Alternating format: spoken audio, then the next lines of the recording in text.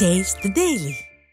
திண்டுக்கல் மாவட்ட ஆட்சியர் அலுவலக வளாகத்தில் உள்ள மாவட்ட பத்திரப்பதிவு அலுவலகத்தில் பதிவாளரை முற்றுகையிட்டு தர்ணா போராட்டம் நடைபெற்றது. பாலகிருஷ்ணாபுரம் ஊராட்சியில் அச்ச ராஜாக்கப்பட்டி பகுதியை சேர்ந்த அழகப்ப கோனார் என்பவரது 94 சென்ட் இடத்தை திறனற்ற திமுக அமைச்சர் சக்கரபாணியின் ஆதரவாளரான ஜெயசீலன் என்பவர் போலி ஆவணம் தயாரித்து பெயர் மாற்றம் செய்து இடத்தை அபகரித்துள்ளதாக புகார் எழுந்துள்ளது. மேலும் நாகல் நாயக்கன்பட்டி சார்பதி உள்ளிட்ட அரசு அதிகாரிகளின் ஆதரவுடன் இடத்தை பத்திரப்பதிவு செய்துள்ளதாக குற்றம் சாட்டி பாதிக்கப்பட்ட நபர் தனது குடும்பத்துடன் மாவட்ட ஆட்சியர் அலுவலக வளாகத்தில் நாகல் நாயக்கன்பட்டி சார் பதிவாளரை முற்றுகையிட்டு தர்ணா போராட்டத்தில் ஈடுபட்டனர். எங்கள் இடத்த ரெஜிஸ்டர் பண்ணிட்டாங்க. நேற்று வெள்ளிக்கிழமை பதிச்சுட்டாங்க. போன வெள்ளிக்கிழமை டேட் என்னப்பா 3 நாளாவது சார். 3 நாள் ஆகுது பதிஞ்சிட்டாங்க. பதிஞ்சதுக்கு நேற்று ரத்து பண்ணி தரேன்னு சொன்னாங்க. ரத்து இது வரைக்கும் பண்ணலை சார்.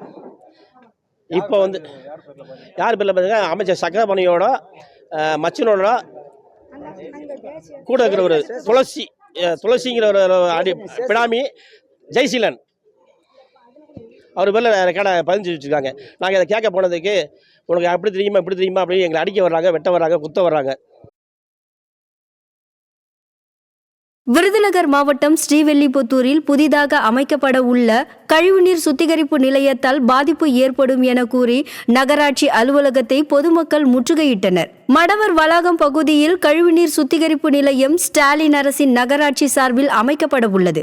இதனால் சுகாதார சீர்கேடு ஏற்பட்டு நோய் தொற்று பரவும் அபாயம் ஏற்பட உள்ளதாக கூறி நகராட்சி அதிகாரிகளுக்கு பலமுறை மனு அளித்தும் பயன் இல்லாததால் நகராட்சி அலுவலகத்தை முற்றுகையிட்டு 100க்கு மேற்பட்டோர் தர்ணா போராட்டத்தில் ஈடுபட்டனர்.